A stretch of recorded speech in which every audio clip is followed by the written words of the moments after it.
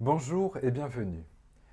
Pour celles et ceux qui découvriraient cette émission hebdomadaire, je rappelle que je propose ici un séminaire de lecture d'un ouvrage de psychanalyse, en l'occurrence Logique de l'inconscient, Lacan ou la raison d'une clinique de Christian Firins, paru en 1999 chez l'Harmattan.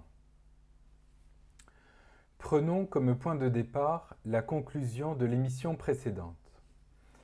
Le philosophe Emmanuel Kant a été conduit à considérer la logique comme l'entrecroisement de deux vecteurs, voire de deux logiques hétérogènes, connaissance et communication d'une part, c'est-à-dire l'analytique transcendantale, et création d'apparence et d'illusion d'autre part, c'est-à-dire dialectique transcendantale.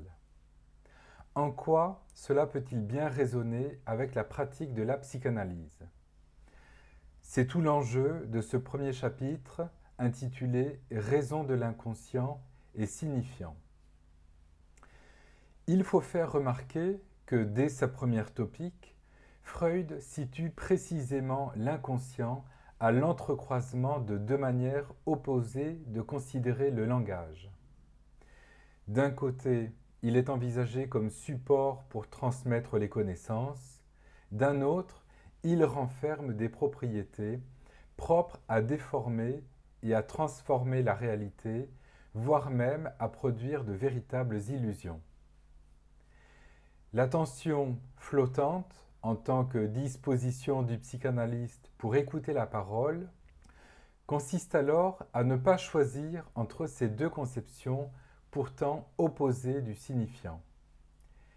L'analyste et aussi l'analysant sont invités à prêter simultanément attention à ce qui se transmet d'une part et à ce qui se transforme d'autre part, dans ce qui trouve à s'énoncer à haute voix.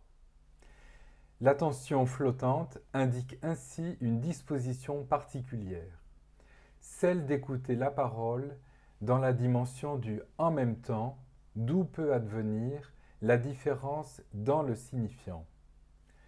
Que faut-il entendre par là ? Je propose d'ouvrir ici une parenthèse. Ceci fait directement écho à ce à quoi nous sensibilise précisément Hölderlin dans son poème. Pour celles et ceux qui ne l'auraient pas regardé, je vous renvoie à l'émission À l'écoute du pensée poétique du 11 mars dernier.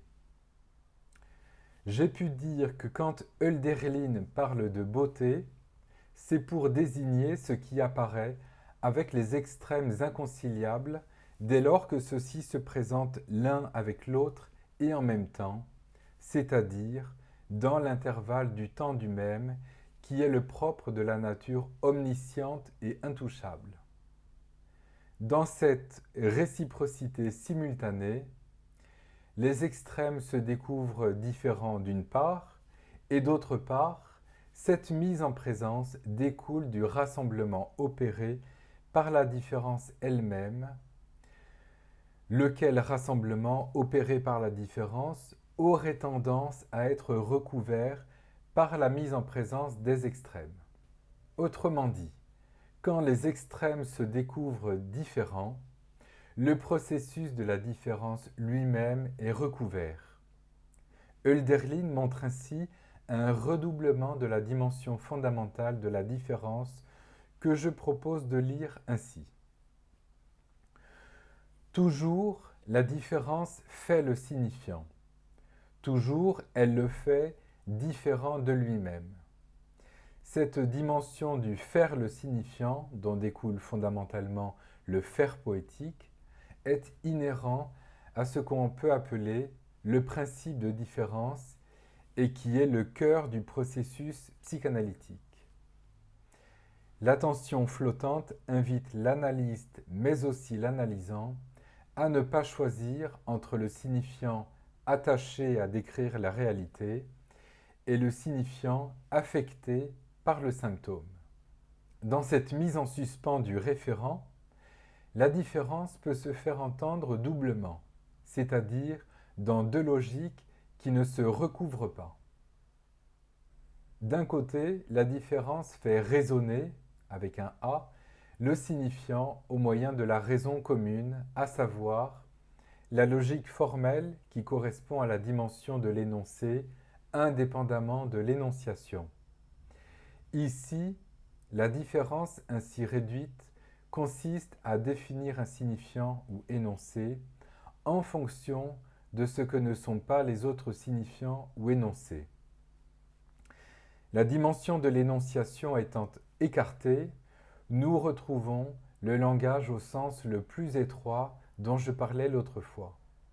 Dans cette perspective, la différence se traduit par l'un ou l'autre. D'un autre côté, la différence fait résonner, avec un E cette fois, le signifiant en produisant en acte l'articulation qui rend le signifiant autre que lui-même.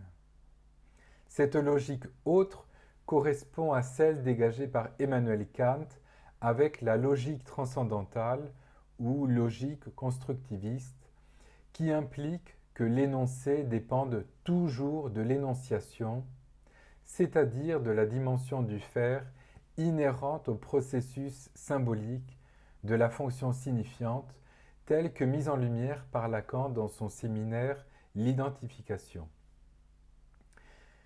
La dimension de l'énonciation étant prise en compte, nous retrouvons le langage au sens le plus large dont je parlais l'autre fois.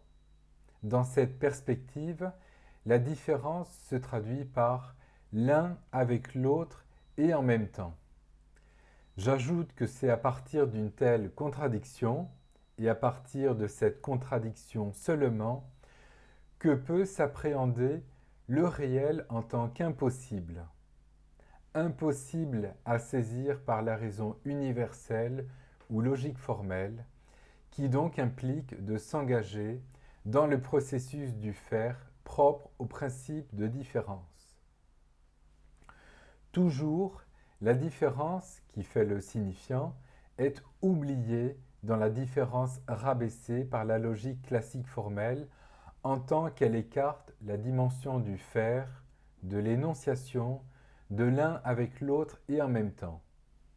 Et pour conclure, il me paraît opportun de rapprocher cette dimension de la différence qui fait le signifiant de ce qu'énonce Lacan en ouverture de son texte L'étourdi. Qu'on dise reste oublié derrière ce qui se dit dans ce qui s'entend. Dans ce qui s'entend des dits, reste oublié qu'on dise que la différence fait le signifiant autre à lui-même. Je m'arrête là pour aujourd'hui. Je vous donne rendez-vous mercredi prochain pour une nouvelle émission consacrée aux pensées poétiques de Hölderlin. Et mercredi dans 15 jours pour la suite du dialogue avec le texte psychanalytique. Au revoir.